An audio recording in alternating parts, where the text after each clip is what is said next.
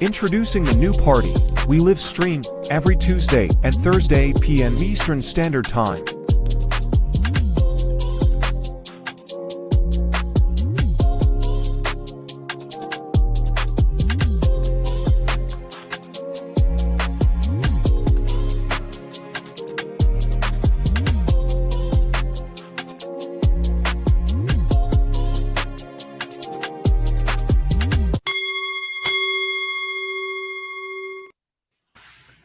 Last night. Let's fast forward to what's happening right now. There are no tariffs. There's a pause on this because, as has been reported by CNN and every other news outlet, both Mexico and Canada have reached agreements today with Donald Trump to do what we want them to do, which is to put people and technology and resources at the border to stop the flow of people and drugs, illegal immigration, stem the tide. That is the whole point of this exercise. And that is apparently what is happening. And yes, there have been some troops there in Mexico. This is an agreement to do permanent deployment. And yes, some of this stuff in Canada was already announced, but now they were dragging their feet. Now their feet are held to the fire. They've got 30 days to really implement, and they can't pussyfoot around anymore. So the point of this exercise today, to me, had less to do with trade and more to do with saying to our neighbors, you need to be better neighbors. We are more important to your economy than you are to ours, so you need to help us with our serious problem, which is illegal immigration and people dying from fentanyl. And they both said yes today, and that is a win for Donald Trump. You know, Ashley, to kind of Scott's point in terms of claiming the victory, making clear publicly across every different platform White House officials have a voice in, and the president himself, it's what we're going to see. We've seen it before. It's a playbook, but it's a playbook that's been effective in terms of how the public receives it. What are Democrats doing in this moment? Well, I mean, I think I would challenge your point about it being effective. I mean, what we're seeing right now is Donald Trump is actually... Party. Why I like the new party? Number one, it's a group of people that's on a panel.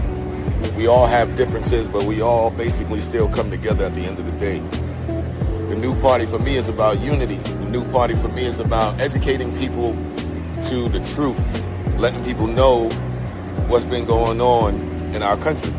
With that being said, shout out to the new party, man. We're going to keep it going with y'all.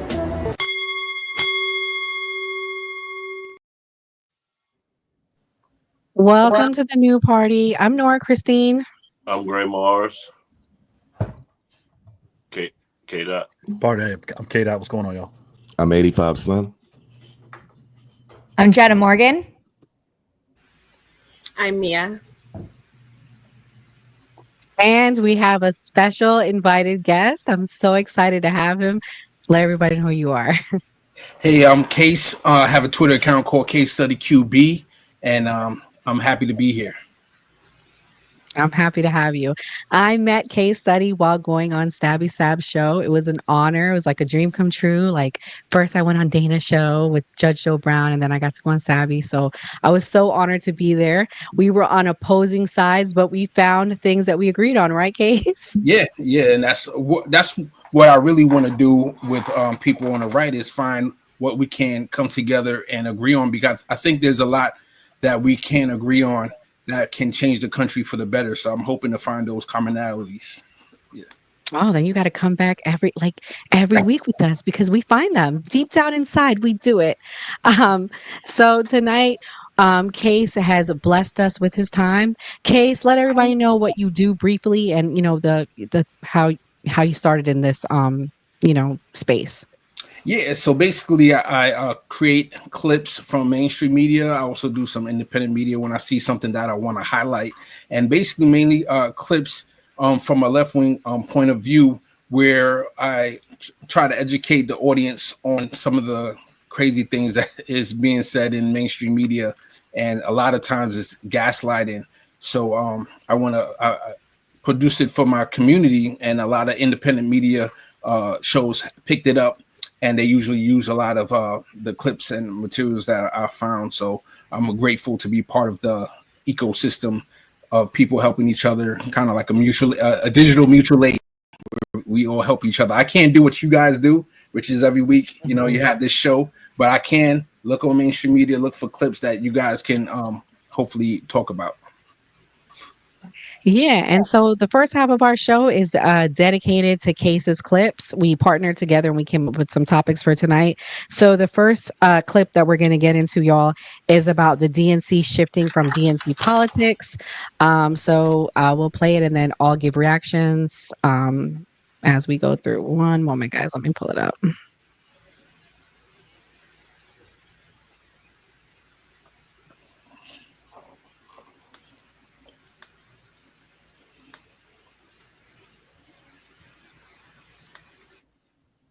All right, here we go. This is in line with Bernie Sanders' orthodoxy. As one of his senior advisors, Faz Shakir, was up there, and he was not playing around with the identity politics at all. He is the only one who wouldn't commit to increasing the at-large DNC seats for trans people or creating a Muslim caucus. He said, "I'm frustrated by the way in which we utilize identity to break ourselves apart." Now, I think that is the right message for the moment, though Bernie Sanders always had trouble building a coalition beyond white voters. Like black voters in particular were never into him in 2016 or 2020. But I do think that injecting that kind of thinking into whatever the next stage of the DNC is, whether it's Martin O'Malley or Ben Wickler when they elect someone else, is going to be really important. And I hope that consultants who work with progressive candidates that have a populist working class message like Bernie are taken seriously. Will you pledge to appoint more than one transgender person to an at-large seat? And will you commit to making sure those appointments reflect the gender and ethnic diversity of the transgender community? Would everybody here commit to that? Or is there anyone who wouldn't? Raise your hand if you would commit to what she just asked. Okay, I want to go to Faz in a second, but Mr. Paul, Faz, let me ask you, why didn't you raise your hand in response to Carol's question? With all due respect to them and others, I don't like breaking out people by identity as the way in which we want to solve for how we constitute the DNC.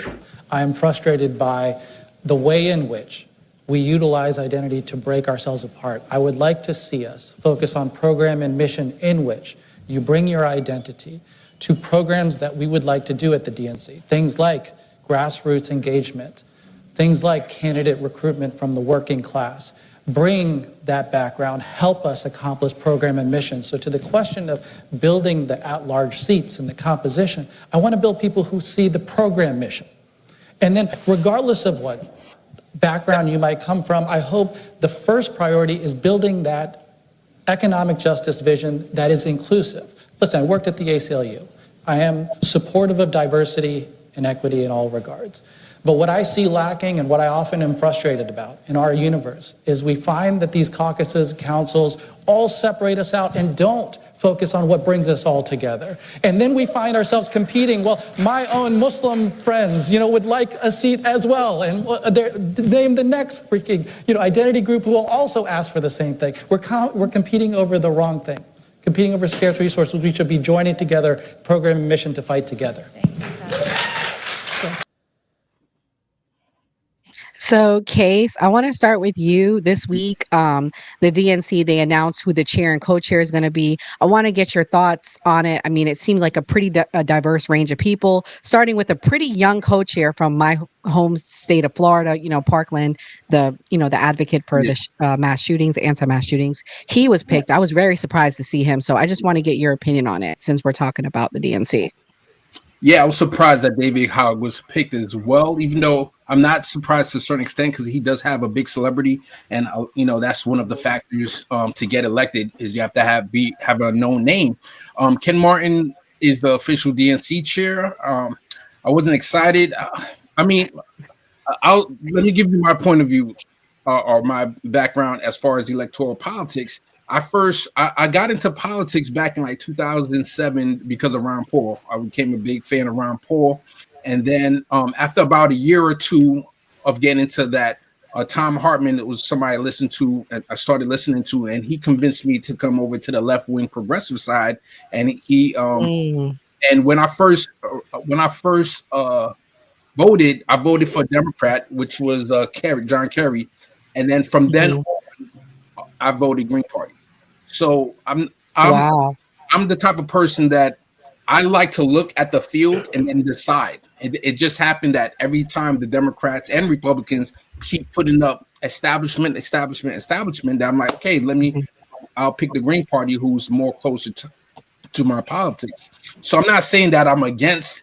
I'll vote for a Republican, a populist Republican that was for universal health care. I think they do exist out there. It's just they're not really prevalent like that. But like for example, Sean O'Brien, he spoke at the RNC. It would be interesting to hear more. I'm not saying that I would vote for him, but he's somebody that would intrigue me that, hey, if he ran as a Republican, it'd be interesting to hear what his platform is. So anyway, back to the DNC.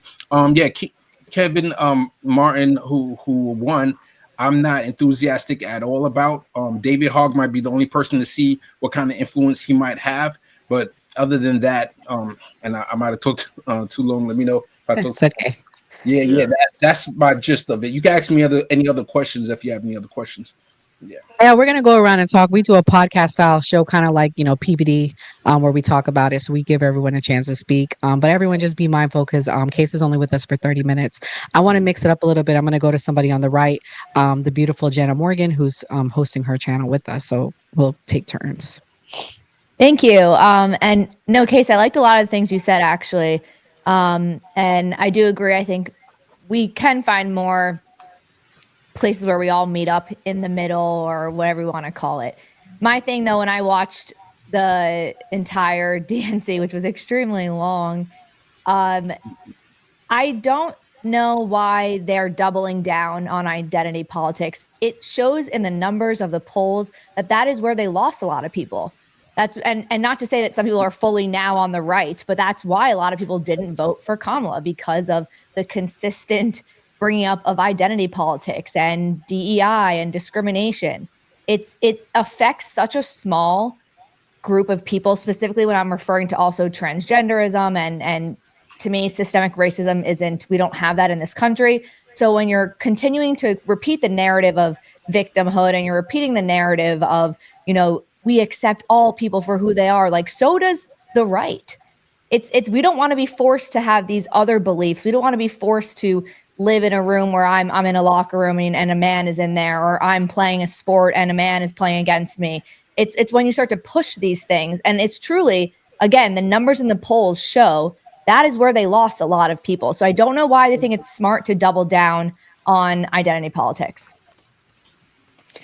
K-Dot, I can tell you're so itching to say something. So before you respond to Jenna, I want to ask you this. Why do you think Kamala lost? Why did the Dems lose? Personally, I think the Dems lost because she just didn't have enough time. I mean, she lost two swing states by less than 0.5% or around 0.5%. She lost Pennsylvania by 1%. There wasn't enough time to get a clear enough message out there for a lot of people. A lot of people felt like they didn't know her well enough. I'm not buying this whole, the left was too left and they cared about it, because there was no trans policy. There was no pushing of any trans people in sports. There was no talk about that around her name. They pushed that narrative because the only narrative they had for trans people was the one in prison, which happened to also be a policy that was executed under Trump during the Federal Prison Bureau. So they pushed that on to her. And then you did have a little division with the Palestine and Israel conflict. People didn't want to vote for her because she was part of the Biden administration who was sending weapons over there. And they said she was a warmonger and she was complicit in a genocide. And when you try to break down that, hey, the Democrats really send most of the things they pass for Israel is defense weaponry, not offensive, which is what the right and the Republicans passed. Like they would push for offensive weaponry. It's hard to get that across. It's just as hard as explaining the economy to people and saying, hey, I know things are expensive, but that doesn't mean the economy is in a bad place. It just means you're being priced out by greedy corporations, and the fact that inflation happened and they still saw record profits. They saw no point in going back down because people were still buying things because they needed to buy things. They found out people could get by with less and charge more. We got hustled because of the nature of the pandemic. So I think there was a lot of things going against her that would have taken a lot of more time to explain to people, a lot of more time to see the results from, and that worked against her. Because like I said, she got more votes than Obama, more votes than Hillary. She did really well in 107 days. It just was a little too short. That's my experience. 85, why did the Dems lose, and is this strategy going to work? They lost because they trash. Number one. They lost because they had no policies to benefit people. They lost because that lady was just going to run back the last 4 years that Joe Biden basically had going on. And they lost because the American people didn't even pick her to run for president. She was placed. So it ain't about time. It's about reality. And reality was she wasn't going to win because she didn't have a policy to service the people.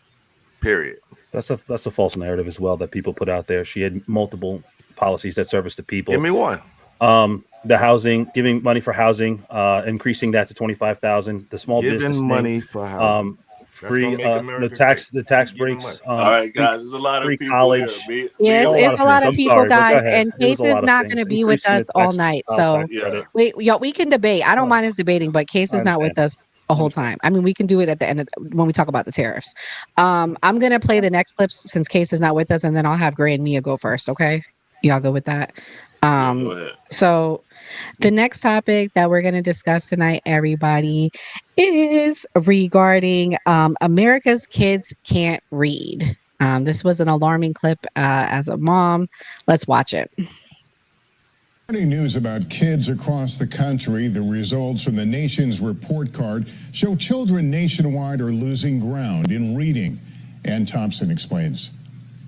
Tamala Ensrud calls her son Christian COVID kid because he grew up during the pandemic. He started kindergarten on Zoom. Now in the 4th grade, she says reading is still a challenge, even with tutors, after-school help, and coaching by mom. I am noticing an improvement, but it's still a work in progress. Now a new study says that post-pandemic rebound remains elusive. What's billed as the nation's report card finds average scores in reading declining in both 4th and 8th grades compared to 2022. In math, there was no significant change in scores at 8th grade. The bright spot, improvement in 4th grade scores. This is a 5-alarm fire. A disappointing report from the National Assessment of Educational Progress says education researcher Dan Goldhaber. What does this report tell us about America's classrooms post-pandemic? It tells us that students are still struggling post-pandemic. We are not back to normal, even though, many parents and the public may think that we're back to normal when it comes to student achievement. It's not just the pandemic. Math scores started declining in 2013 for both grades. Reading scores recently following a similar path. Goldhaber says no one is quite sure why. Could be screens, could be hangover from the Great Recession, could be relaxation of accountability, could be grade inflation. Sobering statistics for parents like Tamala, with big dreams for Christian. I would like for him to be college ready one day. A lot of parents have that dream. Goldhaber worries that because of the connection between success on tests like these and opportunities for college and beyond, those dreams may be harder to fulfill. Lester? Okay. Whew, very scary. Case, why can't the kids read, and what party is to blame, if any? Is it a collective thing? You're muted, Case. Yeah. Definitely as a result of COVID that's affected a lot of the education. People have to work, do it remotely. And I'm not exactly sure what about the remote work was bad, because I think you can learn remote wise because we have remote college. Maybe for that age, a younger age is not that is not good. But I don't know if you can blame. They didn't specify a specific party there. I think is a wide range thing that we all have to come together and decide how are we going to educate the masses. Right now, I'm hearing about Trump getting rid of the Department of Education. That's basically at the federal level, having a plan for all 50 states on how to educate the masses.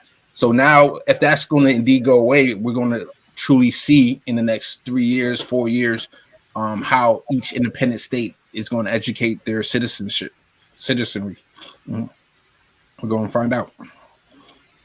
Mia, who's to blame, and what do you think about them getting rid of the Department of Education? What's it going to look like nationwide?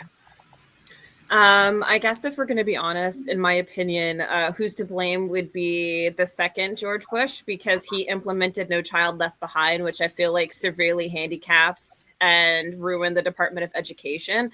And I feel like that's when you start to see the steep decline when they mentioned 2013 is after No Child Left Behind was implemented and it had some time to go through. I don't think it's a right or a left, but if we have to point the fingers, George Bush was a Republican. So I guess we'll have to assimilate some of the blame there, but it just de-incentivized. They took phonics out. They pushed Common Core. It just changed the model of education. But also, if you've noticed, TV now doesn't have the amount of educational stuff that they had before. When I was a kid, there was Reading Rainbow. There was all of these things that just pushed phonics, which is so much easier for children to understand. And they don't do that anymore, which makes the country functionally illiterate. 54% of United States adults cannot read above a 6th grade level, which makes it difficult for educated people, to put a message out, which leads into my point of why the Democrats lost, because it's difficult to explain something complicated in layman's terms. And Trump has that unique ability to explain something, to dumb it down for the masses. And that's kind of what we need when over half of the adults in the United States are functionally illiterate. They cannot read over a 6th grade level. If you don't like it, I mean, you can Google it and you look, I got this literally from the Literacy Institute if you don't believe my statistics. That's just how it is. So it's hard to get a complicated message out if you can't dumb it down and make it palatable for the masses. Right. I'm shocked to hear that from Mia. I mean, Republicans always get upset when you say that they're the most uneducated. But basically, there was this girl that went to college, and when she got to college, the professor told her she had to read a book. And she said, read a book? I've never read a whole book since I've been in school. And now with ChatGPT, and even myself, I'm getting my PhD in business right now. I use ChatGPT all the time. So it's only going to get worse, because now you can just ask AI, you can get your assignment done. Wow. Well, we'll see what the next 4 years are like, and once the Department of Education goes.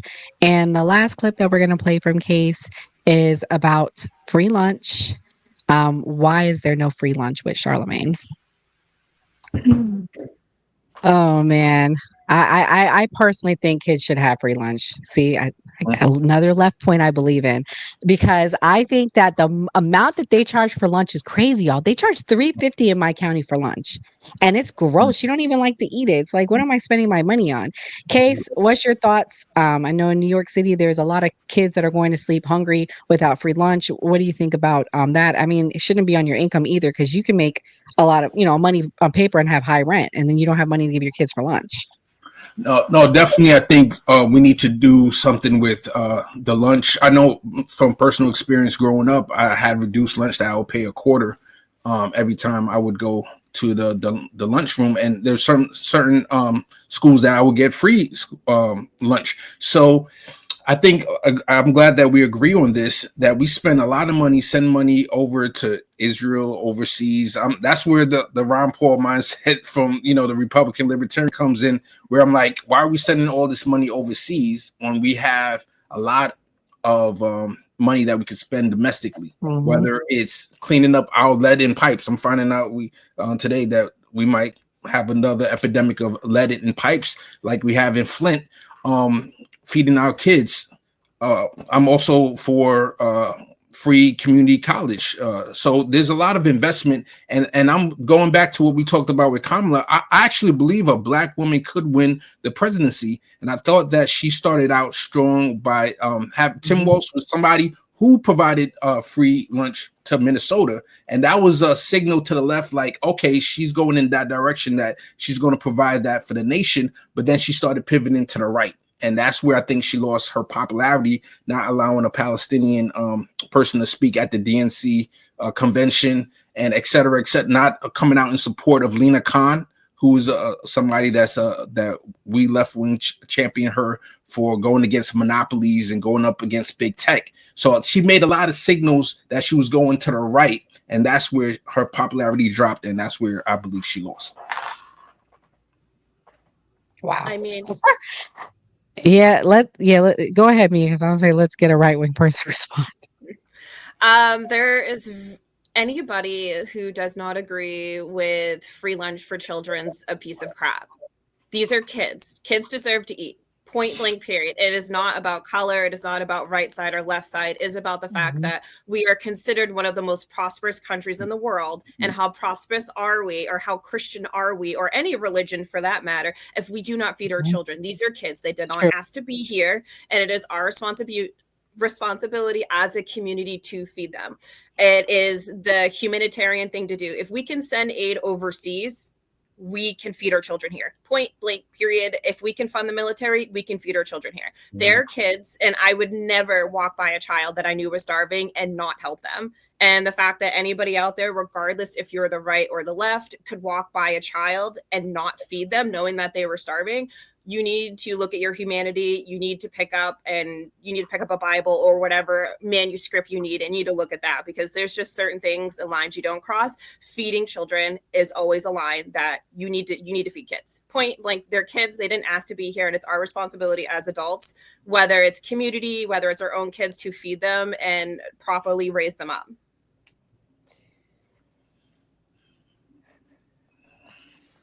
85, you're probably the most far right on this call. What do you think about free lunch? Should we continue to have it, or should we get rid of it? I think it should be until high school. The reason I say that is because, when you look around, these young 14, 15-year-old kids, they know how to make money. A lot of kids are doing things to get money, whether it be wrong or right. So I think it should be a limit. I came from the free lunch era, so I also knew that Fridays was the only time I wanted to eat it. You know what I mean? Like, they didn't serve the best things until it was Friday. You know what I mean? But Monday, Tuesday, you'd be like, oh, man, I don't want to eat that. So that could be a scenario where, they're making things and paying for things that's not being utilized. You see what I'm saying? So there's a lot of things that you got to look at. Can you hear me? Yeah, I said you cutthroat. Yeah. Well, before we move on to the next thing, I would just like to. I'll say real quick, I'll take that deal. Yeah. I'll take that deal. If I could get the most right-wing person to say up to high school, I'll take that deal. Go ahead. I'm sorry, Nora. Oh, no, I was just thanking you for coming. I know you have to go. Oh, yeah. And we really appreciate for having you. Yeah. Thank you so much. Much love to y'all. Thank you. Case, where can everyone find you before you go? I'm sorry. Oh, yeah, no problem. You could go to Case Study QB on Twitter.